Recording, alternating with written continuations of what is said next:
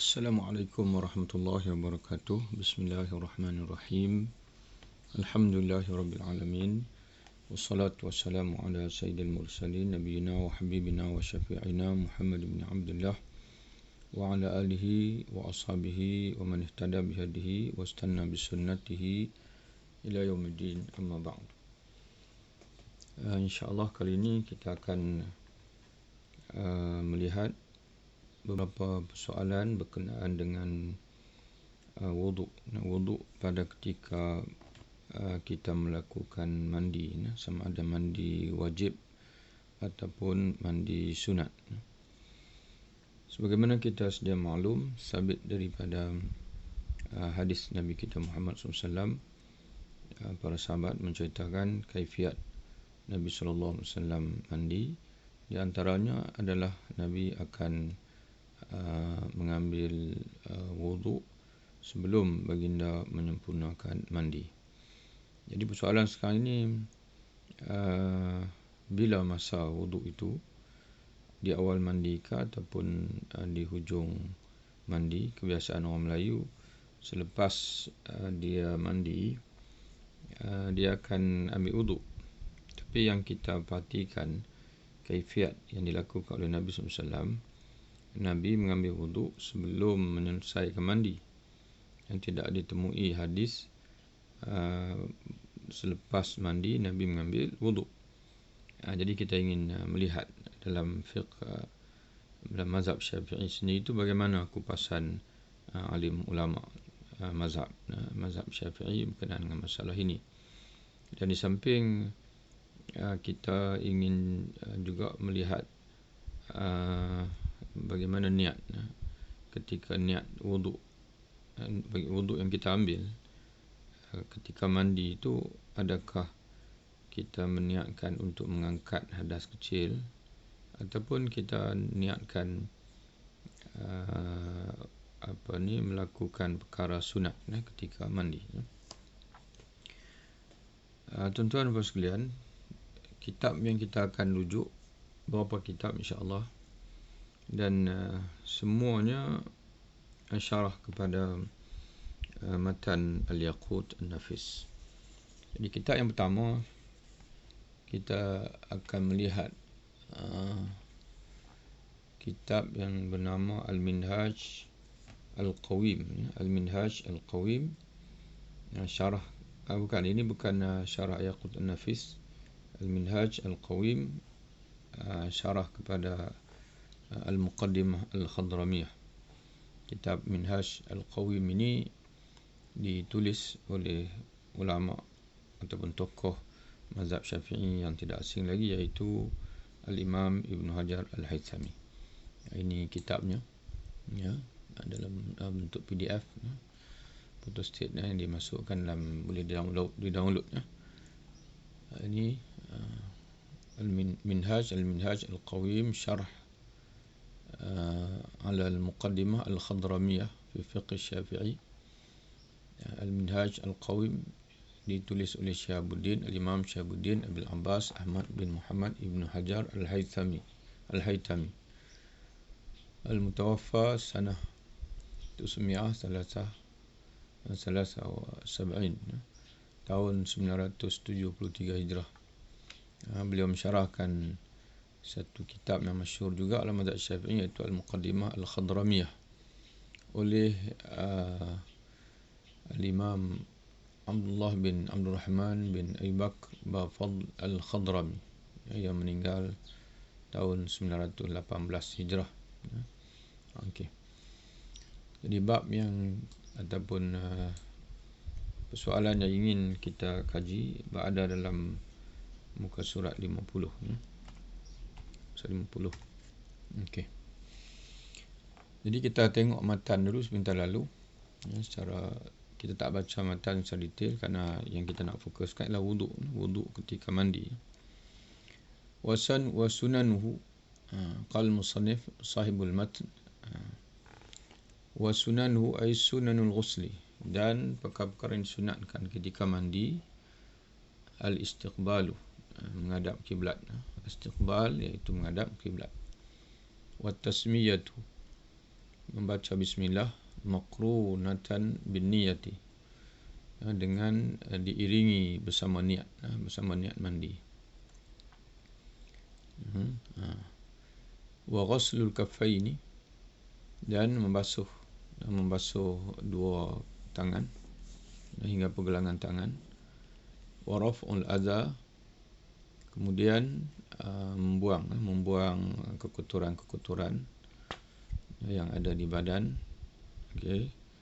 Summal wudu'a, kemudian mengambil wudu. Di sini Jadi mengambil wudu ini setelah dibuang kotoran di seluruh badan, dibuang kotoran.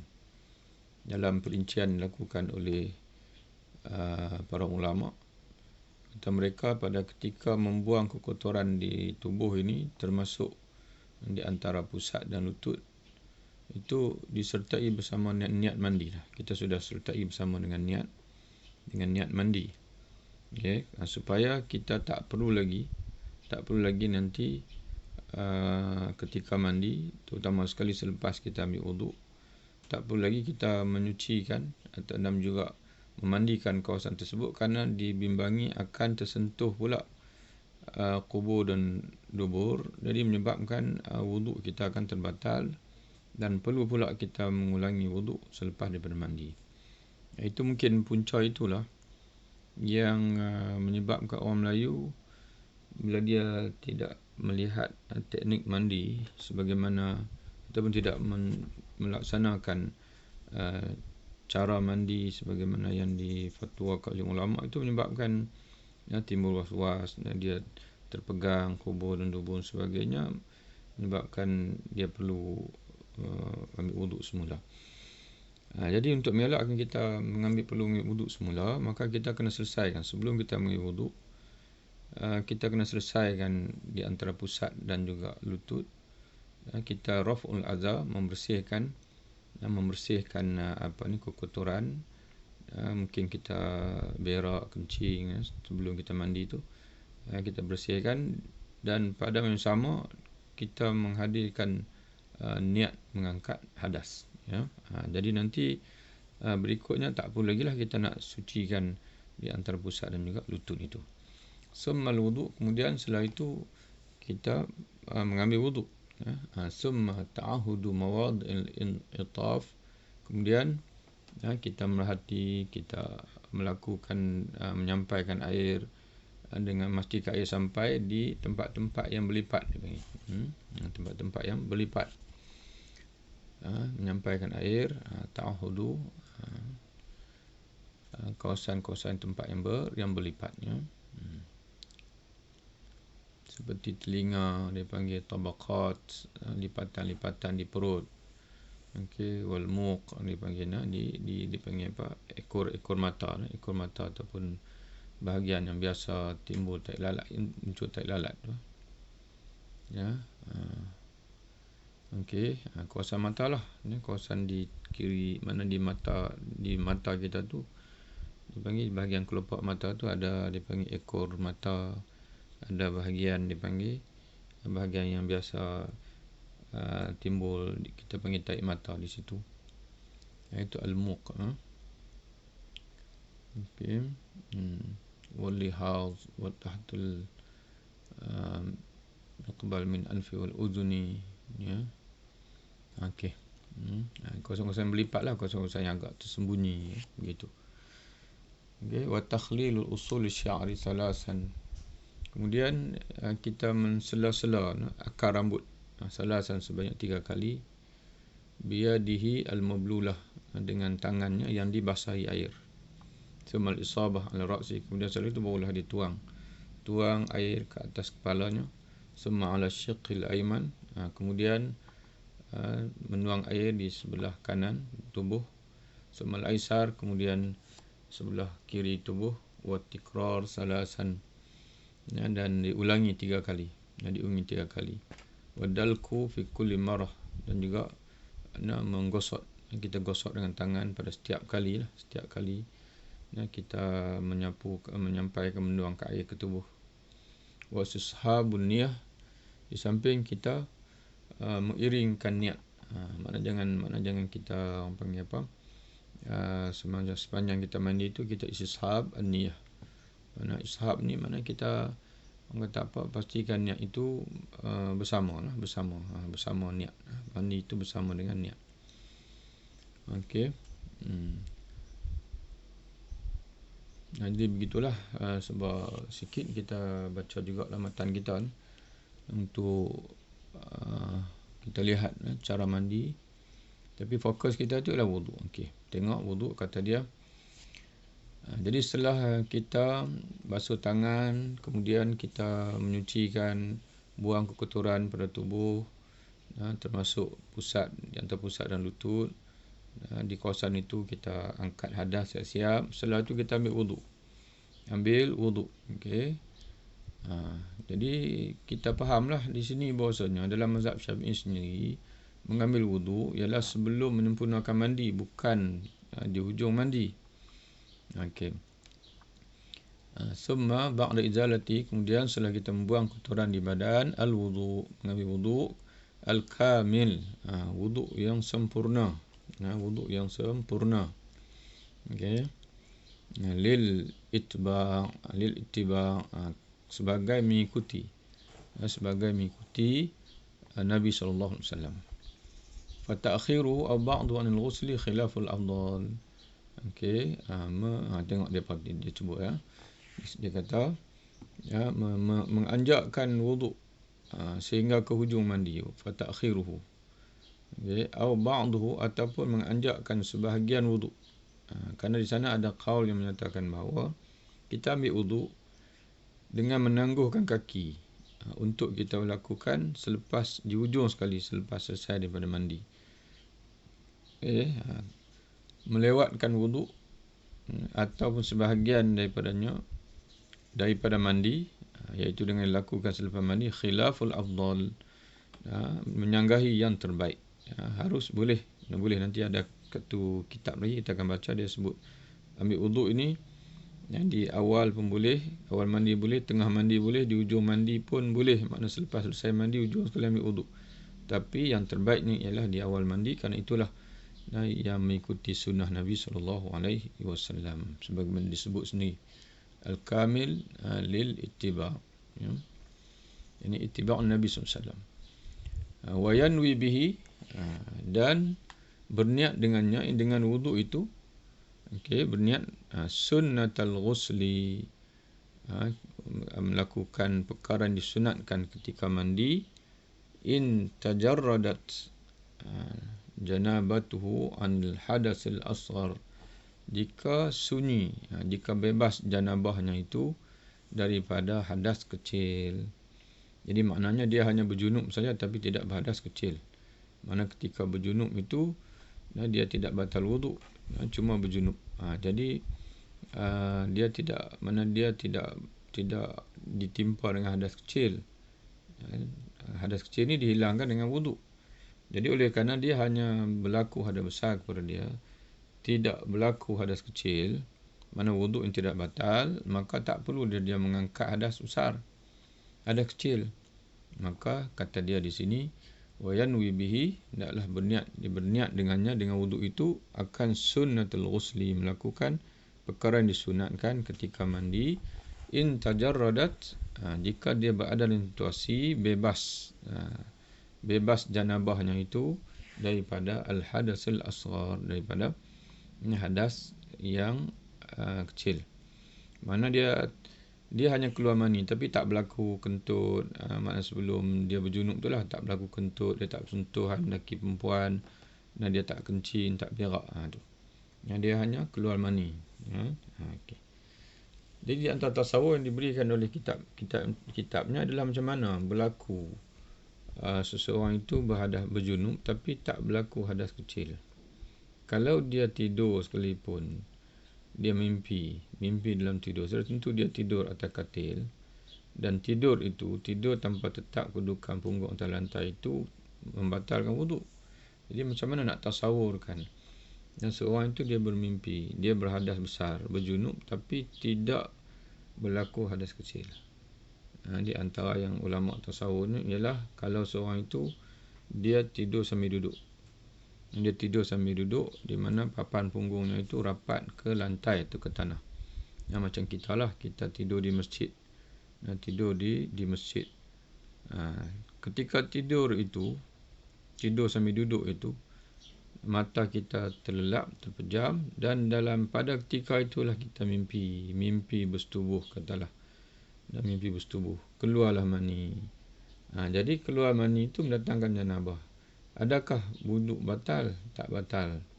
Kerana dalam perkara yang membatalkan wuduk, keluar sesuatu daripada kubur dan dubur, daripada zakar kita, illal mani, kata ulama, kecuali mani. Kecuali mani. Mani ini dia menyebabkan yang besar, iaitu janabah, hadas seluruh tubuh, dan dia tidak menyebabkan yang kecil.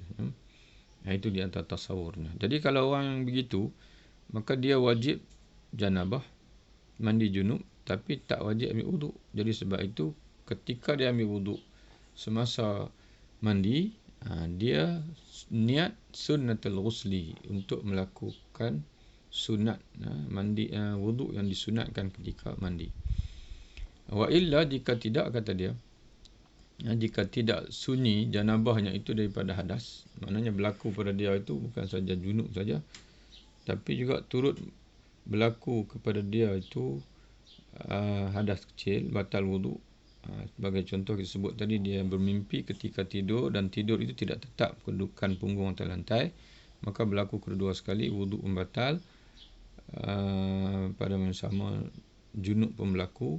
Maka wuduk yang diambil itu, nawa bihi, hendaklah dia berniat dengan wuduk itu raf'al hadasil asghar, untuk mengangkat hadas yang kecil. Itulah. Tapi nanti kita akan baca satu kitab lagi, dia menyatakan bahawa yang terbaik ini ialah kita hanya dengan satu niat saja, iaitu mengangkat hadas kecil. Sama ada wuduk kita itu, sama ada ketika itu kita dalam keadaan hadas besar saja ke ataupun hadas kecil sama ke. Kata dia, kita niat bila-bila masa kita mandi, kita ambil wuduk, kita niat angkat hadas kecil. Itu lebih aula. Nanti kita akan baca di matan selepas ini. Okey, itu kupasan oleh Imam Ibnu Hajar Al-Haytami dalam kitabnya Al-Minhaj Al-Qawim. Okey, kemudian kita perhatikan pula dalam kitab yang lain. Okey, Ini yang saya baca tadi ni, atas tadi, dan kemudian yang kuning lah yang fokus ni. Kita fokus di sini. Termasuklah yang di sini pun sama kita baca tadi. Teman sekalian kita baca juga tadi. Okey, kitab yang seterusnya kita akan baca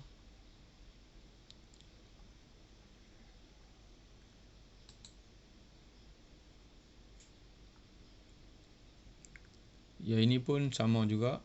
Yang kita baca yang ni dulu. Yang ni kitab Syarah Al-Yaqut An-Nafis. Syarah Al-Yaqut An-Nafis, namanya Mu'nisul Jalis bi Syarhil Yaqut An-Nafis. Kitab Yaqut An-Nafis, kitab yang masyhur juga dalam mazhab Syafi'i. Matannya tu ditulis oleh Syekh Al-Alamah Ahmad bin Umar Asy-Syatiri, meninggal tahun 1360 Hijrah. Dan syarah dia Mu'nisul Jalis ini oleh Syekh Mustafa bin Ahmad bin Abdul Nabi Abu Hamzah Asy-Syafi'i, orang Mesir, seorang ulama Mesir, masih hidup, insya-Allah.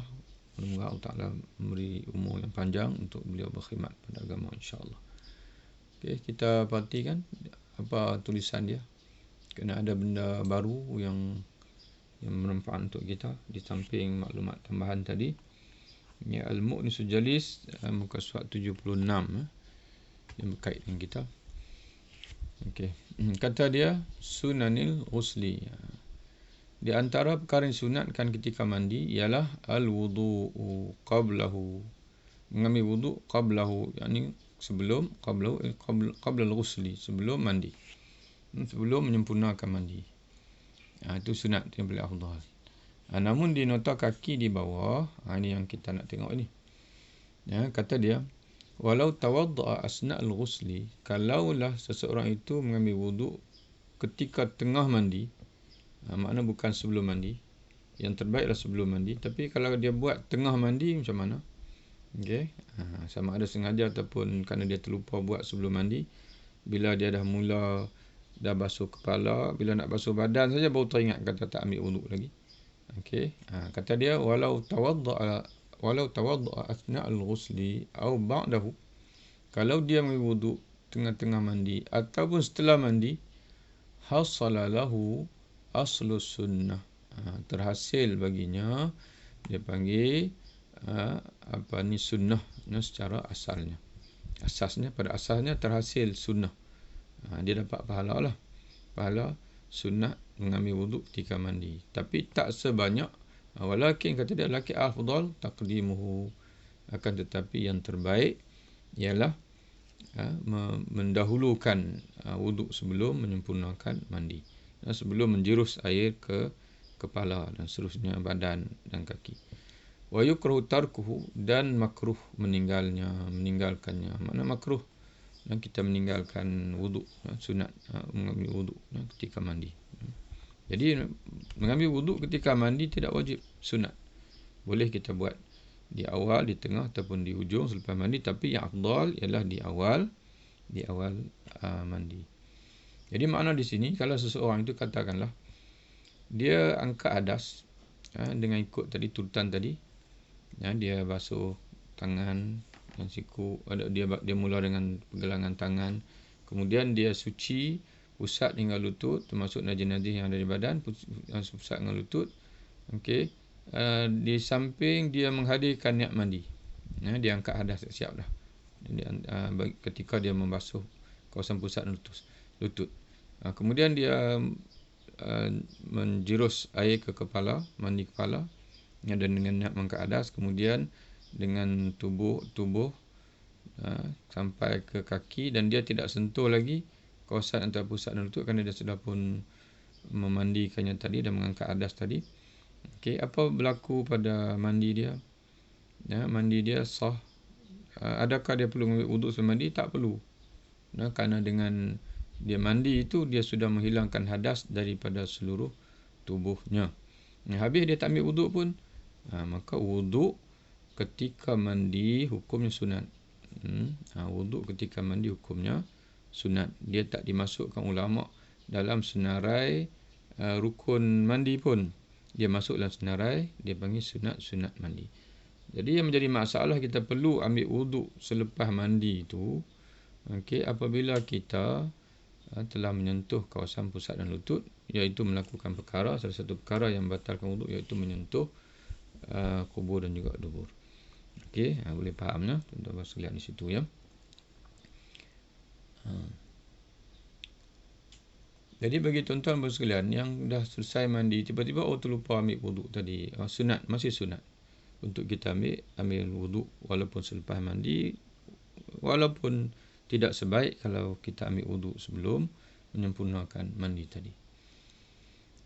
Dan yang lain itu sama, disebutkan sama macam yang tadi, iaitu kalau dalam kitab ini sama pandangan dia, iaitu kalau kita tidak berlaku hadas kecil pada kita, kita niatkan wuduk itu melakukan sunat mandi.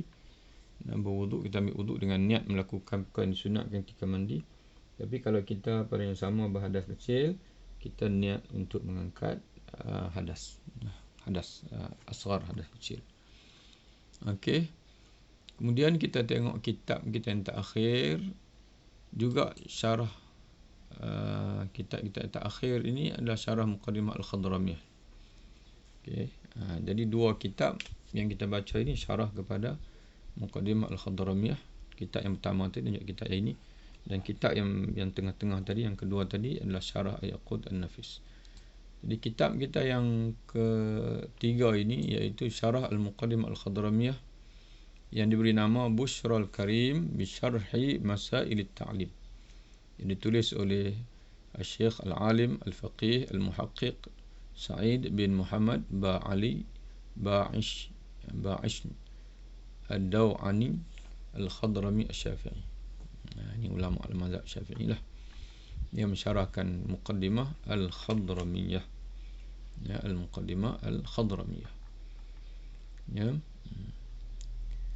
Okey, kita tengok muka surat 132 yang menjadi tajuk kita. Yang menjadi pembahasan kita lah. Ya.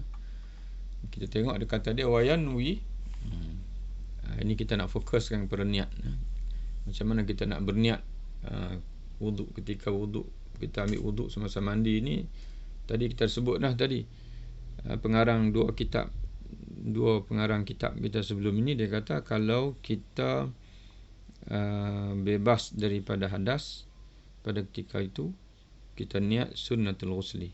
Kita ambil wuduk dengan niat melakukan perkara yang disunatkan ketika mandi. Tapi kalau kita berhadas pada yang sama, maka kita ambil wuduk dengan niat mengangkat hadas. Tapi kitab ini dia berbeza sikit pandangan dia. Di mana kata dia qal musannif wa yanwi bihi, dan hendaklah dia berniat dengannya, dengan wuduk tersebut, raf al hadasil asghar, untuk mengangkat hadas kecil. Wa in tajarradat janabatuhu anhu, sekalipun bebas janabahnya itu daripada hadas kecil. Wa in akharahu anil ghusli, dan sekalipun dia mentakhirkan dan menangguhkan mandi itu selepas wuduk itu selepas mandi. Jadi kata dia, sekalipun kita tu bebas daripada hadas kecil, ataupun kita tak ambil wuduk di awal mandi, sebaliknya selepas mandi, kata dia, bila-bila masa pun kita hendaklah berniat, dia panggil raf'ul hadasil asghar, berniat angkat hadas kecil. Jadi tak perlu berniat sunnatul ghusli.